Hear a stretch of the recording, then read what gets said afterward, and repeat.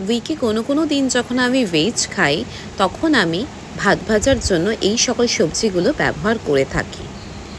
সবজিগুলোকে ভালো করে সরু সরু করে কেটে ভালো করে জল দিয়ে ধুয়ে নিলাম।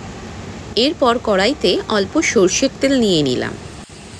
সর্ষের তেল গরম হওয়ার পর গোটা জিরে ফোড়ন দিয়ে সমস্ত সবজিগুলো কাঁচা মরিচ সহ ভাজা ভাজা করে নেব। এরপর একে একে আমি নুন দিয়ে দিলাম, তারপরে হলুদ গুঁড়ো আমি অ্যাড করে নিলাম, তারপরে লঙ্কা গুঁড়ো একটু অ্যাড করে নিলাম,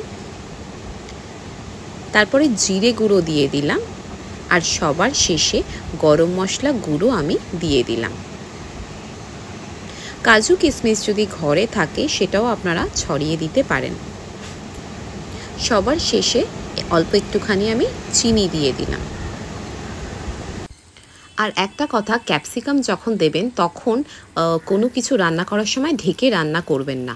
সবজিগুলি ভাজা ভাজা হয়ে যাওয়ার পর করে রাখা ভাত আমি এর মধ্যে আমি মিশিয়ে দিলাম, তারপর ভালো মতোভাবে নেড়ে ছেড়ে নিলাম।